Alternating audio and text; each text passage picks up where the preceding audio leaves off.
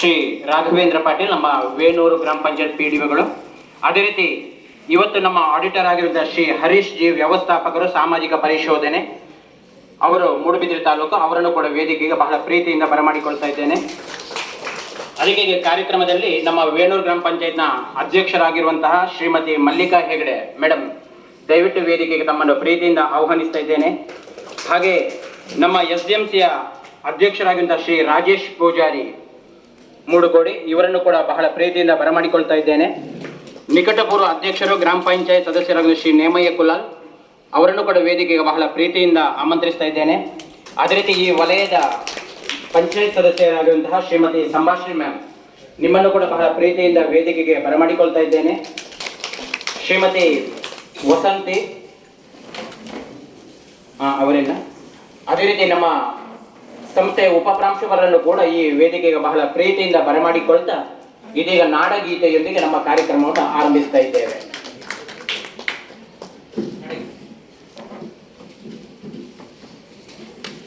ದಯವಿಟ್ಟು ಎಲ್ಲರೂ ಎದ್ದು ನಿಂತು ಸಹಕರಿಸಬೇಕಾಗಿ ವಿನಂತಿ.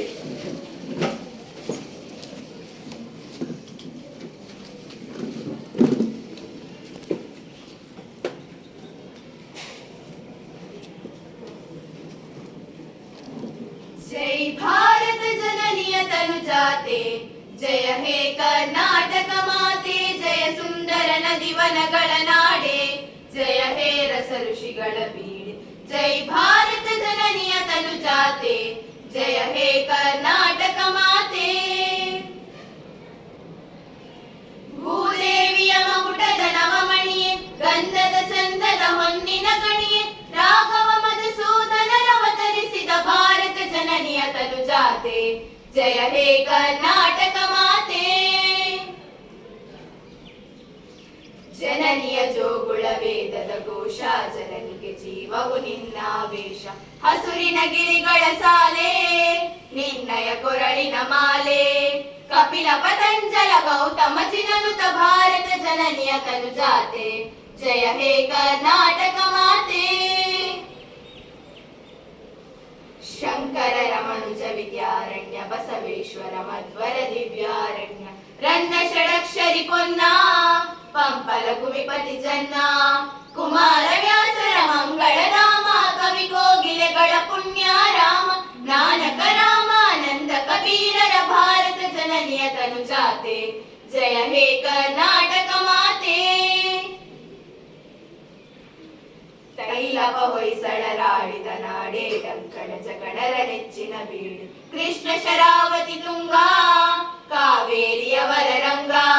ಚೈತನ್ಯ ಪರಮಹಂಸ ವಿವೇಕರ ಭಾರತ ಜನನಿಯ ತನುಜಾತೆ, ಜಯ ಹೇ ಕರ್ನಾಟಕ ಮಾತೆ.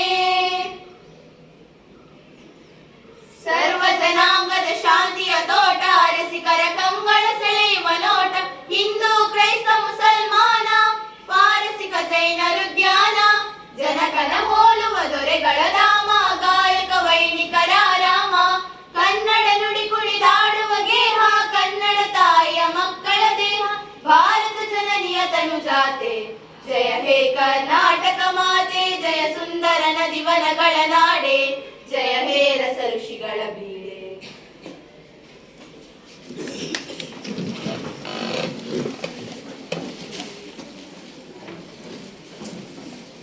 ನಾಡಗೀತೆಯನ್ನು ಹಾಡಿದಂತ ನಮ್ಮ ಮಕ್ಕಳಿಗೆ ಧನ್ಯವಾದಗಳನ್ನು ಹೇಳ್ತಾ, ಇದೀಗ ಬಂದಂತಹ ಎಲ್ಲ ಅತಿಥಿ ಅಭ್ಯಾಗತರನ್ನು ಸ್ವಾಗತಿಸುವಂತೆ ನಮ್ಮ ಸಂಸ್ಥೆಯ ಹಿರಿಯ ಶಿಕ್ಷಕಿ ಸುಕನ್ಯಾ ಮೇಡಮ್ ಇವರನ್ನು ವಿನಂತಿಸ್ತಾ ಇದ್ದೇನೆ.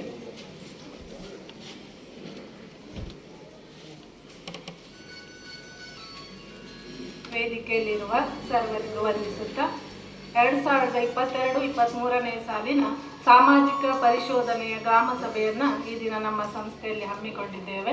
ಸುಮಾರು 5 ದಿನಗಳ ಕಾಲ 2 ಜನರ ತಂಡ ಜನವರಿ 9ರಿಂದ ನಮ್ಮ ಶಾಲೆಯ ಸಮಗ್ರ ತನಿಖೆಯನ್ನು ನಡೆಸಿ ಇವತ್ತಿನ ದಿವಸ ಈ ಸಭೆಯನ್ನು ಹಮ್ಮಿಕೊಂಡಿದ್ದೇವೆ. ಈ ಒಂದು ಸಭೆಯ ಅಧ್ಯಕ್ಷತೆಯನ್ನು ವೇಣೂರು ಪಂಚಾಯತ್ ಅಭಿವೃದ್ಧಿ ಅಧಿಕಾರಿಯಾದ ರಾಘವೇಂದ್ರ ಸರ್ ಇವರು ವಹಿಸಿಕೊಂಡಿದ್ದಾರೆ. ಇವರಿಗೆ ನಮ್ಮ ಸಂಸ್ಥೆಯ ಪರವಾಗಿ ಪ್ರೀತಿಪೂರ್ವಕ ಸ್ವಾಗತವನ್ನು ಬಯಸುತ್ತೇನೆ. ಹಾಗೆಯೇ ವೇದಿಕೆಯಲ್ಲಿ ಸಮಗ್ರ ಶಿಕ್ಷಣ ಕರ್ನಾಟಕ ಯೋಜನೆ ಮತ್ತು ಸಾಮಾಜಿಕ ಪರಿಶೋಧನೆಯ ತಾಲೂಕು ಕಾರ್ಯಕ್ರಮ ವ್ಯವಸ್ಥಾಪಕರಾದ ಹರೀಶ್ ಜೆ ಅವರಿದ್ದಾರೆ. ಅವರಿಗೂ ಕೂಡ ನಮ್ಮ ಸಂಸ್ಥೆಯ ಪರವಾಗಿ ಪ್ರೀತಿಪೂರ್ವಕ ಸ್ವಾಗತವನ್ನು ಬಯಸುತ್ತೇವೆ. ಹಾಗೆ ಗ್ರಾಮ ಪಂಚಾಯತ್ ಅಧ್ಯಕ್ಷರು ಆಗಿರುವ ಶ್ರೀಮತಿ ಮಲ್ಲಿಕಾ ಹೆಗ್ಡೆ ಮೇಡಮ್ ಅವರು ಕೂಡ ಈ ನಮ್ಮ ಕಾರ್ಯಕ್ರಮದಲ್ಲಿ ಉಪಸ್ಥಿತರಿದ್ದಾರೆ. ಮೇಡಮ್, ತಮಗೂ ಕೂಡ ಪ್ರೀತಿಪೂರ್ವಕ ಸ್ವಾಗತ.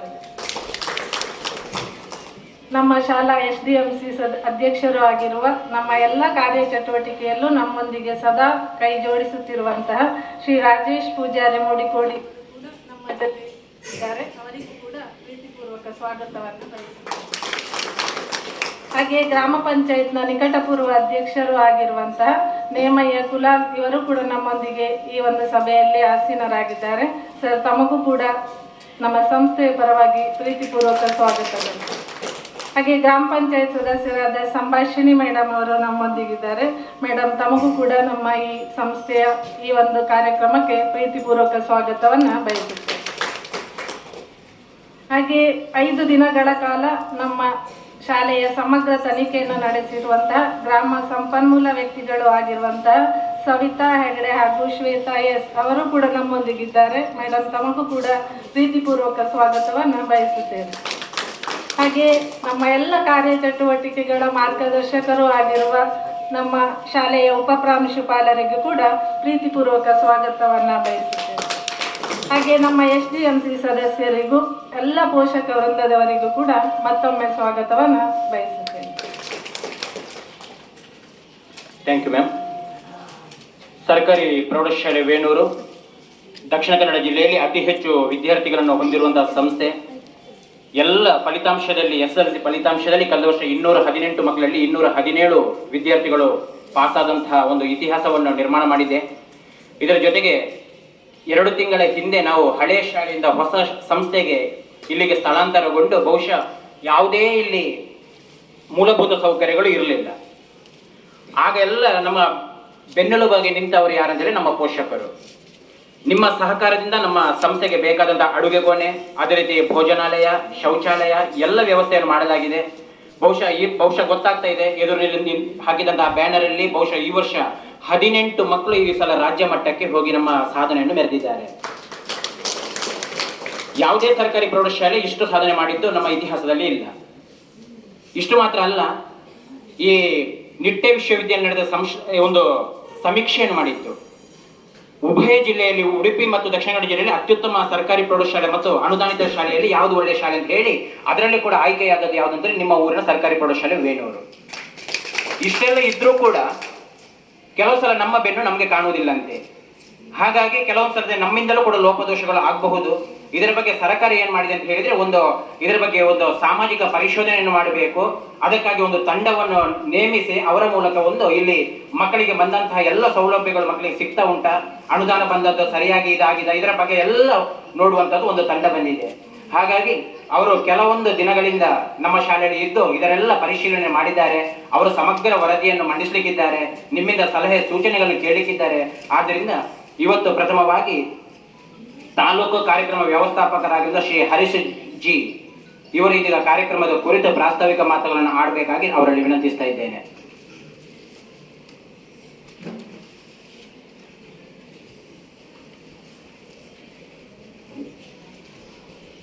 ಸರ್ಕಾರಿ ಪದವಿ ಪೂರ್ವ ಕಾಲೇಜ್ ವೇಣೂರು ಈ ಒಂದು ಕಾಲೇಜಿನಲ್ಲಿ ಇವತ್ತು ನಾವು ಸಮಗ್ರ ಶಿಕ್ಷಣ ಕರ್ನಾಟಕ ಯೋಜನೆಯ ಅಂತಿಮ ಒಂದು ಹಂತದ ಪೋಷಕರ ಸಭೆಯನ್ನು ಆಯೋಜನೆ ಮಾಡಿಕೊಂಡಿದ್ದೇವೆ.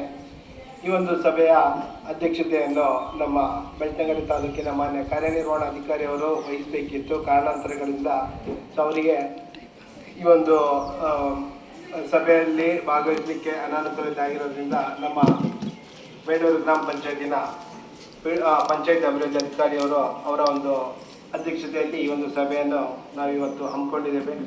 ಅದೇ ರೀತಿ ಈ ಒಂದು ಸಭೆಯಲ್ಲಿ ಹಾಜರಿರತಕ್ಕಂತಹ ವೇಣೂರು ಗ್ರಾಮ ಪಂಚಾಯತಿನ ಗೌರವಾನ್ವಿತ ಅಧ್ಯಕ್ಷರೇ, ಈ ಒಂದು ಶಾಲೆಯ ಶಾಲಾಭಿವೃದ್ಧಿ ಸಮಿತಿಯ ಅಧ್ಯಕ್ಷರೇ, ಹಾಗೆ ಈ ಒಂದು ವೇಣೂರು ಗ್ರಾಮ ಪಂಚಾಯತಿನ ಈ ಒಂದು ಭಾಗದ ಸದಸ್ಯರೇ, ಅದೇ ರೀತಿ ವೇಣೂರು ಗ್ರಾಮ ಪಂಚಾಯತಿನ ನಿಕಟಪೂರ್ವ ಅಧ್ಯಕ್ಷರಾದಂತಹ ನೇಮಯ್ಯ ಕುಲಾಲ್ರವರೇ, ಅದೇ ರೀತಿ ಈ ಒಂದು ಶಾಲೆಯ ಪ್ರಾಂಶುಪಾಲರೇ, ಶಿಕ್ಷಕ ವೃಂದದವರೇ, ವಿದ್ಯಾರ್ಥಿಗಳೇ ಹಾಗೂ ಮುಖ್ಯವಾಗಿ ಈ ಒಂದು ಸಭೆಯಲ್ಲಿ ಆಗಮಿಸ್ತಕ್ಕಂತಹ ಮಕ್ಕಳ ಪೋಷಕರೇ, ಬಹುಶಃ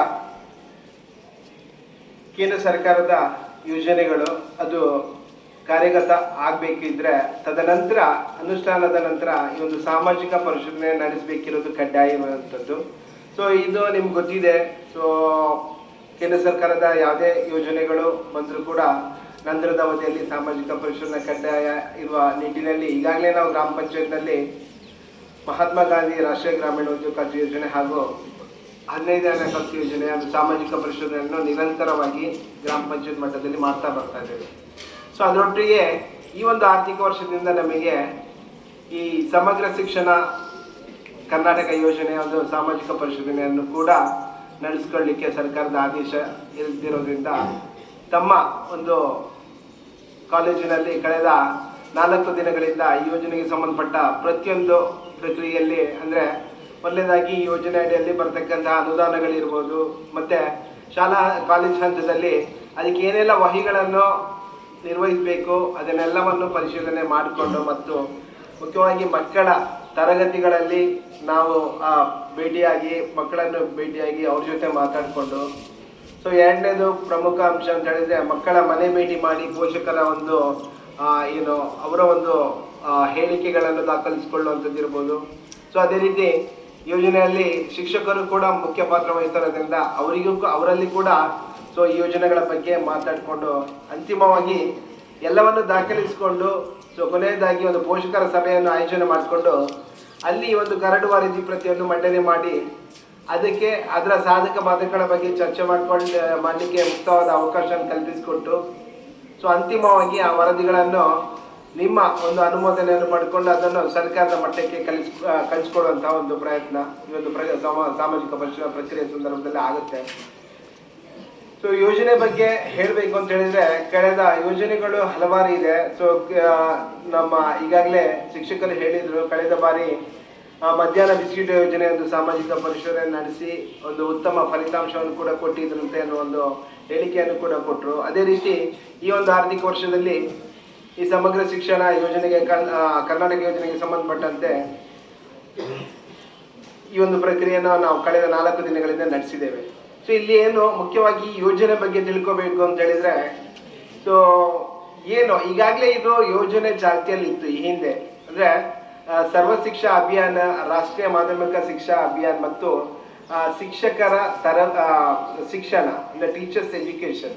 ಸೊ ಈ ಬೇರೆ ಬೇರೆ ಹೆಸರುಗಳಿಂದ ಈ ಒಂದು ಯೋಜನೆಯನ್ನು ಕರೆಯಲ್ಪಡ್ತಾ ಇತ್ತು. ಆದರೆ 2018 ನಂತರ ಈ ಕೇಂದ್ರ ಸರ್ಕಾರ ಇದನ್ನೊಂದು ಸಮಗ್ರವಾದ ಒಂದು ಚೌಕಟ್ಟಿನ ಅಡಿಯಲ್ಲಿ ಇದಕ್ಕೊಂದು ಒಳ್ಳೆಯ ರೂಪವನ್ನು ಕೊಟ್ಟು ಸೊ ಸಮಗ್ರ ಶಿಕ್ಷಣ ಯೋಜನೆ ಅಂತ ಅದನ್ನು ಜಾರಿಗೆ ತರ್ತಾರೆ. ಸೊ ನಮ್ಮ ಕರ್ನಾಟಕ ರಾಜ್ಯಕ್ಕೆ ಬಂದಾಗ ಅದು ಸಮಗ್ರ ಶಿಕ್ಷಣ ಕರ್ನಾಟಕ ಯೋಜನೆ ಅಂತ ಅದು ಜಾರಿಯಲ್ಲಿ ಇದೆ.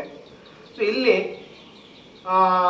ಈ ಒಂದು ಯೋಜನೆ ಅಡಿಯಲ್ಲಿ ಯಾರೆಲ್ಲ ಫಲಾನುಭವಿಗಳು ಅಂತ ಹೇಳಿದ್ರೆ LKG ಇಂದ ಹಿಡಿದು 12ನೇ ತರಗತಿಯಲ್ಲಿ ಓದ್ತಕ್ಕಂತಹ ಸರ್ಕಾರಿ ಶಾಲೆಯಲ್ಲಿ ಓದ್ತಕ್ಕಂತಹ ಮಕ್ಕಳು ಇದರ ಫಲಾನುಭವಿಗಳು. ಸೊ ಅವರಿಗೆ ಇದರ ಒಂದು ಪ್ರಯೋಜನ ಸಿಗುವಂಥದ್ದು. ಇಲ್ಲಿ ಹಂತವಾಗಿ ಅವರು ಶಿಕ್ಷಣವನ್ನು ಪಡಿತಾರೆ. ಸೊ ಅವರು ಸರ್ಕಾರಿ ಶಾಲೆಯಲ್ಲಿ ಶಿಕ್ಷಣವನ್ನು ಪಡಿಬೇಕಾದ್ರೆ ಅವ್ರಿಗೆ ಯಾವುದೇ ರೀತಿಯ ಒಂದು ಲಿಂಗ ತಾರತಮ್ಯವಿಲ್ಲದೆ ಯಾವುದೇ ರೀತಿ ಒಂದು ಗುಣಮಟ್ಟದಿಂದ ಕೂಡಿದಂತಹ ಒಂದು ಒಳ್ಳೆಯ ಶಿಕ್ಷಣವನ್ನು ಕೊಡಬೇಕು. ಆ ಮೂಲಕ ನಮ್ಮ ಸರ್ಕಾರಿ ಶಾಲೆಯಲ್ಲಿ ಕಲಿತಕ್ಕಂತಹ ಮಕ್ಕಳು ಕೂಡ ಅವರ ಒಂದು ಪ್ರಬುದ್ಧ ಬೆಳವಣಿಗೆಯಿಂದ ಮುಂದೆ ಅವರ ವೃತ್ತಿ ಜೀವನವನ್ನು ಆಯ್ಕೆ ಮಾಡಿಕೊಳ್ಳುವಾಗ ಅವರಿಗೆ ಯಾವುದೇ ರೀತಿಯ ತೊಂದರೆಗಳು ಆಗಬಾರ್ದು. ಸೊ ಈ ಒಂದು ಶಿಕ್ಷಣದ ಹಂತವಾರು ಅವರಿಗೇನು ಶಿಕ್ಷಣ ಸಿಗ್ತಾ ಇದೆ, ಸೊ ಅದು ಅವರ ಮುಂದಿನ ಜೀವನಕ್ಕೆ ದಾರಿದೀಪ ಆಗಬೇಕೆನ್ನೋ ನಿಟ್ಟಿನಲ್ಲಿ ಇದೊಂದು ಸಮಗ್ರವಾಗಿ ರೂಪಿಸಲಾಗಿದೆ. ಇಲ್ಲಿ ಮಕ್ಕಳು ಸರ್ಕಾರ ಯಾವ ರೀತಿ ಬಯಸುತ್ತೆ ಅಂತ ಹೇಳಿದ್ರೆ, ಇವಾಗ ನಾವು ಇಲ್ಲಿ ಪ್ರೌಢಶಾಲಾ ಹಂತದಲ್ಲಿ 8ನೇ ತರಗತಿಯಿಂದ 10ನೇ ತರಗತಿಯವರ ಮಕ್ಕಳು ಇಲ್ಲಿ ಕಲಿತಾ ಇದ್ದಾರೆ. ಸೊ ಇಲ್ಲಿ ಮುಖ್ಯವಾಗಿ ಇದು ಮಕ್ಕಳ ಬೆಳವಣಿಗೆಯ ಕುರಿತಂತೆ ನೋಡೋದಾದ್ರೆ ಇದೊಂದು ಪ್ರಮುಖ ಘಟ್ಟ. ಅಂದ್ರೆ ಅವರ ಬೆಳವಣಿಗೆ ಏನು ಆಗ್ತಾ ಇದೆ, ಮೆಚುರಿಟಿ ಕಾಣ್ತಾ ಇದ್ದಾರೆ ಅನ್ನೋ ಒಂದು ವಿಚಾರ ನಮಗೆ ಗೊತ್ತಾಗುತ್ತೆ ಪ್ರತಿಯೊಂದು ಹಂತದಲ್ಲಿ. ಸೊ ಈ ಹಿಂದೆ ಅವರು ಪ್ರಾಥಮಿಕ ಶಾಲೆ ಶಿಕ್ಷಣವನ್ನು ಪಡೆದುಕೊಂಡು ಪ್ರೌಢಶಾಲಾ ಹಂತಕ್ಕೆ ಬರುವಾಗ ಎಲ್ಲ ವಿಚಾರದಲ್ಲೂ ಕೂಡ ಅವರ ಬೆಳವಣಿಗೆಗಳು ದ್ವಿಗುಣ ಆಗುತ್ತೆ ಬರುತ್ತೆ. ಸೊ ಅದು ಮುಖ್ಯವಾಗಿ ಗಮನಿಸುವಂತವರು ಮಕ್ಕಳ ಪೋಷಕರು. ಮನೆಯಲ್ಲಿ ಅವರ ಯಾವುದೇ ಒಂದು ಆಸಕ್ತಿಗಳು ನಿರಾಸಕ್ತಿಗಳು ಅದನ್ನು ಬೇಗನೆ ಕಂಡುಹಿಡಿಯುವಂಥವರು ಪೋಷಕರು. ಸೊ ಇವರು ಈ ಮಕ್ಕಳಲ್ಲಿ ಈ ಹಂತದಲ್ಲಿ ಅವರಿಗೆ ನಾನಾ ಆಸಕ್ತಿಗಳು ಹುಟ್ಕೊಳ್ಳುತ್ತೆ. ಸೊ ಅವರು ಯಾವುದ್ರ ಮೇಲೆ ಫೋಕಸ್ ಮಾಡ್ತಾರೆ ಆ ವಿಚಾರಗಳನ್ನು ಮುಖ್ಯವಾಗಿ ಮೊದಲಾಗಿ ಗಮನಿಸುವವರು ಮಕ್ಕಳ ಪೋಷಕರು. ಸೊ ಆ ಪೋಷಕರು ಗಮನಿಸಿದ ವಿಚಾರವನ್ನು ಅವರಲ್ಲೇ ಅದುಮಿಟ್ಕೊಳ್ಳೋದ್ರೆ ಮತ್ತೆ ಅದು ಶಾಲಾ ಅವಧಿಯಲ್ಲೇ ಅಂದರೆ ಶಾಲಾ ಹಂತಕ್ಕೆ ಬಂದಾಗ ಶಾಲೆಯಲ್ಲಿ ಸಂಬಂಧಪಟ್ಟ ಶಿಕ್ಷಕರಿಗೆ ಈ ವಿಚಾರವಾಗಿ ನಮ್ಮ ಮಗು ಈ ಥರ ಒಂದು ಆಸಕ್ತಿ ಬರ್ತಾ ಇದೆ ಅವನಿಗೆ, ಸೊ ಎಲ್ಲ ವಿಚಾರವನ್ನು ಸಂಬಂಧಪಟ್ಟ ಶಿಕ್ಷಕರಿಗೆ ತಿಳಿಸ್ಕೊಟ್ಟಾಗ ಅಲ್ಲಿ ಏನಾಗುತ್ತೆ, ಸೊ ಮತ್ತೊಂದು ರೀತಿಯ ಬೆಳವಣಿಗೆ ಪ್ರಾರಂಭ ಆಗುತ್ತೆ. ಅಂದರೆ ಆ ಶಿಕ್ಷಕರು ಸಂಬಂಧಪಟ್ಟ ಶಿಕ್ಷಕರು ಆ ಮಕ್ಕಳನ್ನು ಅತಿ ಹತ್ತಿರದಿಂದ ಗಮನಿಸ್ತಾರೆ, ಮತ್ತೆ ಅವರಿಗೆ ಯಾವ ರೀತಿಯ ಒಂದು ಶಿಕ್ಷಣದ ಅಗತ್ಯತೆ ಇದೆ ಮತ್ತು ಅವರಿಗೆ ಯಾವ ರೀತಿಯ ಒಂದು ಮಾಹಿತಿಗಳ ಕೊರತೆ ಇದೆ, ಸೊ ಅದನ್ನು ಅವರು ಪೂರೈಸಲಿಕ್ಕೆ ಅನುಕೂಲ ಆಗುತ್ತೆ. ಸೊ ಆದ್ರಿಂದ ಮಕ್ಕಳ ಪೋಷಕರಿಗೆ ಬಹಳ ದೊಡ್ಡ ಜವಾಬ್ದಾರಿ ಇದೆ. ಸೊ ಇಲ್ಲಿ ನಾವು ನಮ್ಮ ಮಕ್ಕಳನ್ನು ಬರೀ ಶಾಲೆಗೆ ದಾಖಲು ಮಾಡಿದ್ರೆ ನಮ್ಮ ಕೆಲಸ ಮುಗಿಯಲ್ಲ. ಸೊ ಅವರ ಪ್ರತಿಯೊಂದು ಹಂತವನ್ನು ಕೂಡ ನಾವು ಗಮನಿಸ್ತಾ ಇರಬೇಕು. ಅವರಲ್ಲಿ ಆಗ್ತಕ್ಕಂತಹ ಬದಲಾವಣೆಗಳಿರ್ಬೋದು ಅಥವಾ ಅವರಲ್ಲಿ ಅವರ ಆಸಕ್ತಿಗಳಿರ್ಬೋದು ಅಥವಾ ನಿರಾಸಕ್ತಿಗಳಿರ್ಬೋದು, ಯಾವುದೇ ಪಾಸಿಟಿವ್ ಅಥವಾ ನೆಗೆಟಿವ್ ಇರುವಂತಹ ವಿಚಾರಗಳನ್ನು ನಾವು ಗಮನಿಸಿ ಆ ಸಂದರ್ಭಕ್ಕೆ ಸೂಕ್ತವಾಗಿ ಆ ವಿಚಾರಗಳನ್ನು ಸಂಬಂಧಪಟ್ಟ ಶಿಕ್ಷಕರಿಗೆ ನಾವು ತಲುಪಿಸಿದೆ ಆದ್ರೆ ಅವರಲ್ಲಿ ಮಕ್ಕಳಲ್ಲಿ ನೆಗೆಟಿವ್ ಆದ ವಿಚಾರಗಳು ತುಂಬಿಕೊಂಡಿದ್ರು ಕೂಡ ಅದನ್ನು ಪಾಸಿಟಿವ್ ಆಗಿ ಪರಿವರ್ತನೆ ಮಾಡುವಂತಹ ನುರಿತ ಶಿಕ್ಷಕರು ನಮ್ಮ ಸರ್ಕಾರಿ ಶಾಲೆಯಲ್ಲಿ ಇರುವಂಥದ್ದು. ಸೊ ನಮ್ಮಲ್ಲಿ ಸರ್ಕಾರಿ ಶಾಲೆಯಲ್ಲಿ ಶಿಕ್ಷಣವನ್ನು ಪಡೆದಂತಹ ತರಬೇತಿಯನ್ನು ಪಡ್ಕೊಂಡಂತಹ ನುರಿತ ಶಿಕ್ಷಕರ ಬಳಗವಿದೆ. ಸೊ ಅವರಿಗೆ ಪ್ರತಿಯೊಂದು ಹಂತದಲ್ಲಿ ಮಕ್ಕಳಿಗೆ ಯಾವ ರೀತಿಯ ಶಿಕ್ಷಣವನ್ನು ಪೂರೈಸಬೇಕು ಅಥವಾ ಯಾವ ರೀತಿ ಒತ್ತು ಕೊಡಬೇಕು ಅನ್ನೋ ಒಂದು ವಿವೇಚನೆ ಅವರಿಗೆ ಇರುತ್ತೆ. ಸೊ ಆ ನಿಟ್ಟಿನಲ್ಲಿ ಅವರು ಪರಿಣತರಾಗಿರ್ತಾರೆ. ಸೊ ನಾವು ಆ ಗಮನಿಸಿದ ವಿಚಾರವನ್ನು ಸಂಬಂಧಪಟ್ಟವರಲ್ಲಿ ತಿಳಿಸ್ಕೊಂಡಾಗ ಅದು ಅಂತಿಮವಾಗಿ ನಮ್ಮ ಮಕ್ಕಳ ಮೇಲೆ ಒಳ್ಳೆಯ ಪರಿಣಾಮ ಬೀರಲಿಕ್ಕೆ ಸಾಧ್ಯತೆಗಳು ಜಾಸ್ತಿ ಇರುತ್ತೆ. ಅದರಿಂದ ಸೊ ಇಲ್ಲಿ ಮುಖ್ಯವಾಗಿ ಆ ಮಕ್ಕಳು ಏನು ಪ್ರೌಢಶಾಲೆ ಇರ್ಬೋದು, ಪ್ರಾಥಮಿಕ ಅಂತ ಇರ್ಬೋದು, ಪ್ರೌಢಶಾಲಾ ಶಿಕ್ಷಣ ಅಂತ ಇರ್ಬೋದು, ಪದವಿ ಪೂರ್ವ ಶಿಕ್ಷಣ ಅಂತ ಇರ್ಬೋದು, ಸೊ ಇವೆಲ್ಲ ಹಂತಗಳಲ್ಲಿ ಮಕ್ಕಳಿಗೆ ಸಿಗ್ತಕ್ಕಂತಹ ಗುಣಮಟ್ಟದ ಶಿಕ್ಷಣ ಅವರನ್ನು ಮುಂದೆ ಏನು ಅವರು 12ನೇ ತರಗತಿ ಪಾಸಾಗಿ ಬರುವಾಗ ಅವರನ್ನು ಒಳ್ಳೆಯ ಒಂದು ಸತ್ಪ್ರಜೆಯನ್ನಾಗಿ ಮಾಡ್ಕೊಳ್ಳಿಕ್ಕೆ ಅವರಿಗೆ ಏನೆಲ್ಲ ಬೇಕು ಅದೆಲ್ಲವನ್ನು ಈ ಹಂತದಲ್ಲಿ ಸಂಬಂಧಪಟ್ಟ ಶಾಲೆಗಳ ಶಿಕ್ಷಕರು ಅದನ್ನು ಪೂರೈಸಿರ್ತಾರೆ. ಸೊ ಅವರು ಇಂಥ ಮಕ್ಕಳು ಸರ್ಕಾರ ಏನು ಬಯಸುತ್ತೆ ಅಂತ ಹೇಳಿದ್ರೆ, ಇಂತಹ ಮಕ್ಕಳು 12ನೇ ತರಗತಿ ಪಾಸಾಗಿ ಬರುವಾಗ ಯಾರು ಖಾಸಗಿ ಶಾಲೆಯಲ್ಲಿ ಮಕ್ಕಳು ವಿದ್ಯಾಭ್ಯಾಸವನ್ನು ಕಲ್ತಿರ್ತಾರೆ, ನಾವು ತಿಳ್ಕೊಂಡ ಮಟ್ಟಿಗೆ ಆ ಖಾಸಗಿ ಶಾಲೆಗಳಿಗೆ ನಮಗೆ ಜಾಸ್ತಿ ಒಲವಿರುತ್ತೆ. ಸೊ ಅಲ್ಲಿ ಶಿಕ್ಷಣವನ್ನು ಪಡ್ಕೊಂಡವರು ಮುಂದೆ ಒಳ್ಳೊಳ್ಳೆಯ ವೃತ್ತಿ ಜೀವನವನ್ನು ಆಯ್ಕೆ ಮಾಡ್ಕೊಳ್ತಾರೆ ಅಂತ ನಮ್ದೊಂದು ಮನಸ್ಸಿನಲ್ಲಿ ಇರುವಂತಹ ಒಂದು ಕಲ್ಪನೆ. ಆದ್ರೆ ಇದಕ್ಕೆ ವ್ಯತಿರಿಕ್ತವಾಗಿ ಈ ಒಂದು ಶಾಲೆಗಳಲ್ಲಿ ಪಡೆದಂತಹ ಶಿಕ್ಷಣ ಏನು 12ನೇ ತರಗತಿ ಪಾಸಾಗಿ ಬರುವಾಗ ಪ್ರತಿಯೊಬ್ಬ ವಿದ್ಯಾರ್ಥಿ ಕೂಡ ಆ ಖಾಸಗಿ ಶಾಲೆಯಲ್ಲಿ ಏನು ವಿದ್ಯೆ ಕಲ್ತಿರ್ತಾರೆ, ಸೊ ಅವರಿಗೆ ಸರಿಸಮಾನವಾಗಿ ನಿಲ್ಬೇಕು. ಸೊ ನಮ್ಮ ಸರ್ಕಾರಿ ಶಾಲೆಯಲ್ಲಿ ಕಲಿತಕ್ಕಂಥ ಮಕ್ಕಳು ಕೂಡ ಅವರ ವೃತ್ತಿ ಜೀವನವನ್ನು ಆಯ್ಕೆ ಮಾಡಿಕೊಳ್ಳುವ ಸಂದರ್ಭದಲ್ಲಿ ಯಾವುದೇ ರೀತಿಯ ಹಿನ್ನಡೆಯನ್ನು ಪಡೆಯಬಾರದು ಅನ್ನೋ ನಿಟ್ಟಿನಲ್ಲಿ ಸರ್ಕಾರ ಇದಕ್ಕೆಲ್ಲ ಈ ಒಂದು ಹಂತಗಳಲ್ಲಿ ಒತ್ತು ಕೊಟ್ಟು ಇದೆಲ್ಲವನ್ನು ಮಾಡ್ತಾ ಇದೆ. ಆದರೆ ಈ ಮಕ್ಕಳಿಂದ ಈಗ ಮಕ್ಕಳಿಗೋಸ್ಕರ ಸರ್ಕಾರ ತುಂಬಾನೇ ಖರ್ಚು ಮಾಡ್ತಾ ಇದೆ, ಅದು ನಿಮಗೆಲ್ಲ ಗೊತ್ತಿದೆ. ಸೊ ಈಗ ಗ್ರಾಮೀಣ ಭಾಗದಲ್ಲಿ ನಮ್ಮ ಹೆತ್ತವರು ಏನ್ ಮಾಡ್ತಾರೆ, ಸೊ ಅವರ ಆರ್ಥಿಕ ಪರಿಸ್ಥಿತಿ ಅಷ್ಟು ಚೆನ್ನಾಗಿರಲ್ಲ. ಸೊ ಅವರಿಗೆ ಆಸೆ ಇರುತ್ತೆ, ನಮ್ಮ ಮಕ್ಕಳಿಗೆ ಒಳ್ಳೆಯ ಒಂದು ಶಿಕ್ಷಣವನ್ನು ಕೊಡಬೇಕೆನ್ನುವ ಒಂದು ಆಸೆ ಇರುತ್ತೆ. ಆದ್ರೆ ಅವರ ಕುಟುಂಬದ ಆರ್ಥಿಕ ಪರಿಸ್ಥಿತಿ ಚೆನ್ನಾಗಿರಲ್ಲ. ಸೊ ಅಂತಹ ಸಂದರ್ಭಗಳಲ್ಲಿ ಅವರು ಮಕ್ಕಳನ್ನು ಸರ್ಕಾರಿ ಶಾಲೆಗಳಿಗೆ ಸೇರಿಸ್ತಾರೆ. ಸೊ ಆದ್ರೆ ಅಲ್ಲಿ ಏನಾಗುತ್ತೆ, ಸೊ ಅವರ ಒಂದು ಏನು ಅವರು ಶಾಲೆಗೆ ಸೇರಿದ ನಂತರ ದಾಖಲಾದ ನಂತರ ಅವರ ವಿದ್ಯಾರ್ಥಿ ಹಂತದ ಜೀವನ ಹೇಗಿರುತ್ತೆ, ಸೊ ಇವೆಲ್ಲವನ್ನು ಅವ್ರು ನೋಡ್ಕೋಬೇಕು ಅಂತ ಹೇಳಿದ್ರೆ, ಸೊ ಪ್ರತಿಯೊಂದು ಹಂತದಲ್ಲಿ ಶಾಲೆಯಲ್ಲಿ ನಡೆಯುವಂತಹ ಒಂದು ಪೋಷಕರ ಭೇಟಿ ಇರ್ಬೋದು, ಅಥವಾ ಅವರು ಶಾಲೆಯಲ್ಲಿ ಪೋಷಕರಿಗೆ ಹೇಳಿ ಕಳಿಸಿದಾಗ ಸಂದರ್ಭದಲ್ಲಿ ಬಂದು ಸಕಾಲದಲ್ಲಿ ಬಂದು ಸೊ ಏನು ಯಾತಕ್ಕಾಗಿ ಕರೆದಿದ್ದಾರೆ ಅನ್ನೋ ಒಂದು ವಿಚಾರವನ್ನು ತಿಳ್ಕೊಂಡು ಮತ್ತೆ ಮುಂದುವರಂತ ಇರ್ಬೋದು. ಸೊ ಇದೆಲ್ಲವನ್ನು ಮಾಡಿಕೊಂಡು ಅಂತಿಮವಾಗಿ ನಮ್ಮ ಶಾಲೆಯ ಮಕ್ಕಳಿಗೆ ಸರ್ಕಾರ ಏನೆಲ್ಲ ಕೊಡುತ್ತೆ ಅಂದ್ರೆ, ಇಲ್ಲಿಗೆ ಬಂದಾಗ ಮಕ್ಕಳಿಗೆ ಕುಡಿಯಲಿಕ್ಕೆ ಹಾಲನ್ನು ಕೊಡುತ್ತೆ, ಮಧ್ಯಾಹ್ನ ಬಿಸಿ ಯೋಜನೆ ಕೊಡುತ್ತೆ, ಮತ್ತೆ ಅವರಿಗೆ ಸಮವಸ್ತ್ರವನ್ನು ಕೊಡುತ್ತೆ. ಸೊ ಅದೇ ರೀತಿ ಶೂ ಮತ್ತು ಸಾಕ್ಸಿಗೆ ಅದಕ್ಕೂ ಕೂಡ ವಿನಿಯೋಗ ಮಾಡುತ್ತೆ. ಹೀಗೆ ದೊಡ್ಡ ಮಟ್ಟದಲ್ಲಿ ಸರ್ಕಾರ ಮಕ್ಕಳಿಗೆ ಖರ್ಚು ಮಾಡ್ತಾ ಇದೆ. ಸೊ ಖರ್ಚು ಮಾಡಿದ ನಂತರ ಕೂಡ ಸರ್ಕಾರ ಮಕ್ಕಳಿಂದ ಏನನ್ನು ಅವರು ನಿರೀಕ್ಷೆ ಮಾಡುತ್ತೆ ಅಂತ ಹೇಳಿದ್ರೆ ಏನಿಲ್ಲ, ಒಂದು 12ನೇ ತರಗತಿ ಪಾಸಾಗಿ ಅವರ ಒಂದು ವೃತ್ತಿ ಜೀವನವನ್ನು ಕಂಡುಕೊಳ್ಳುವ ಸಂದರ್ಭದಲ್ಲಿ ಅವರು ಮುಂದೆ ಒಳ್ಳೆಯ ಒಂದು ಸಮಾಜಕ್ಕೆ ಕೊಡುಗೆ ಆಗಿ ಅವರ ಜೀವನವನ್ನು ನಡೆಸಬೇಕು, ಯಾವುದೇ ರೀತಿಯಲ್ಲಿ ಹೊರೆ ಆಗಬಾರ್ದು, ಇಷ್ಟನ್ನು ಮಾತ್ರ ಸರ್ಕಾರ ನಿರೀಕ್ಷೆ ಮಾಡುವಂಥದ್ದು. ಸೊ ಇದು ಎಲ್ಲ ಹೆತ್ತವರಿಗೆ ಅಥವಾ ಪೋಷಕರಿಗೆ ಮನವರಿಕೆ ಆಗಬೇಕು. ಯಾಕಂತ ಹೇಳಿದ್ರೆ ಸೊ ಇಲ್ಲಿ ಈಗಿನ ಒಂದು ಪ್ರಸ್ತುತ ಸನ್ನಿವೇಶದಲ್ಲಿ ತುಂಬಾನೇ ಕಷ್ಟ ಇದೆ. ಎಲ್ಲ ಸಂದರ್ಭಗಳಲ್ಲಿ ಕೂಡ ಮಕ್ಕಳಿಗೆ ಒಂದು ಸ್ಪರ್ಧಾತ್ಮಕ ಜಗತ್ತಿದು. ಸೊ ಯಾರು ಹಿಂದೆ ಉಳಿತಾರೆ ಅವರು ಹಿಂದೆನೇ ಉಳಿತಾರೆ. ಸೊ ಯಾರು ಮುಂದೆ ಹೋಗ್ತಾರೆ ಮುಂದೆ ಹೋಗ್ತಾನೆ ಇರ್ತಾರೆ. ಸೊ ಆದರೆ ಜೀವನವನ್ನು ಕಂಡುಕೊಳ್ಳಲು ತುಂಬಾನೇ ಅವಕಾಶಗಳು ದೊಡ್ಡ ಮಟ್ಟದಲ್ಲಿದೆ. ಆದರೆ ಸರಿಯಾದ ರೀತಿಯಲ್ಲಿ ಮಾರ್ಗದರ್ಶನ ಸಿಕ್ಕಾಗ ಮಾತ್ರ ಅದನ್ನು ಉಪಯೋಗಿಸಿಕೊಂಡು ಒಂದು ಒಳ್ಳೆಯ ನೆಮ್ಮದಿಯ ಜೀವನವನ್ನು ಕಂಡುಕೊಳ್ಳಲಿಕ್ಕೆ ಎಲ್ರಿಗೂ ಅನುಕೂಲ ಆಗುತ್ತೆ. ಆ ಒಂದು ಹಂತ ಅದು ಈ ಒಂದು ಶಿಕ್ಷಣದ ಹಂತದಿಂದಲೇ ಶುರುವಾಗಬೇಕು. ಸೊ ಅವರಿಗೆ ಒಂದು ಭದ್ರ ಬುನಾದಿ ಹಾಕಿಕೊಟ್ಟಾಗ ಮುಂದೆ ಅದು ಅವರು ಅವರ ಒಂದು ವೃತ್ತಿ ಜೀವನವನ್ನು ಕಂಡುಕೊಳ್ಳಲಿಕ್ಕೆ ಅವರಿಗೆ ಅನುಕೂಲ ಆಗುತ್ತೆ. ಸೊ ಈ ಹಂತದಲ್ಲಿ ಸಮಗ್ರ ಶಿಕ್ಷಣ ಅಂತ ಹೇಳಿದ್ರೆ ಯೋಜನೆ ಅಂತ ಹೇಳಿದ್ರೆ ಏನೂ ಅಲ್ಲ. ಸೊ ಬರೀ 12ನೇ ತರಗತಿ ಒಂದು LKG ಇಂದ ಹಿಡಿದು 12ನೇ ತರಗತಿಯವರೆಗೆ ಕಲಿತಕ್ಕಂತಹ ಮಕ್ಕಳ ಒಂದು ಏನು ಇರುವಿಕೆ, ಆ ನಡುವಲ್ಲೇ ಆಗ್ತಾ ಇರುವಂತಹ ಬೆಳವಣಿಗೆ, ಒಟ್ಟು ಬೆಳವಣಿಗೆ ಅದು ಫಲಿತಾಂಶದ ದೃಷ್ಟಿಯಲ್ಲಿ ಮತ್ತು ಮಕ್ಕಳ ಒಂದು ವಿದ್ಯಾಭ್ಯಾಸದ ದೃಷ್ಟಿಯಲ್ಲಿ ಎಲ್ರಿಗೂ ಸರಿಸಮಾನವಾದ ವಿದ್ಯಾಭ್ಯಾಸವನ್ನು ಕೊಡುವಂಥದ್ದು. ಆ ಮೂಲಕ ಮಕ್ಕಳಿಗೆ ಯಾವುದಾದ್ರೂ ಒಂದು ವಿಶೇಷ ಚಟುವಟಿಕೆ ಅಥವಾ ಪಠ್ಯದ ವಿಚಾರ ಆಗಿರ್ಬೋದು ಅಥವಾ ಪಠ್ಯೇತರ ವಿಚಾರಗಳಿಗೆ ಸಂಬಂಧಪಟ್ಟ ಹಾಗೆ ಅವರಲ್ಲಿ ಏನಾದರೂ ಅವರಿಗೆ ಒಳ್ಳೆಯ ಮಾರ್ಗದರ್ಶನ ಅಥವಾ ಇನ್ನಷ್ಟು ಒಳ್ಳೆಯ ಶಿಕ್ಷಣವನ್ನು ಕೊಡುವಂಥದ್ದು ಕೂಡ ಈ ಒಂದು ಸಮಗ್ರ ಶಿಕ್ಷಣ ಯೋಜನೆಯ ಮುಖ್ಯ ಉದ್ದೇಶ. ಸೊ ಆ ಮೂಲಕ ಉದಾಹರಣೆಗೆ ಹೇಳಬೇಕು ಅಂತ ಹೇಳಿದ್ರೆ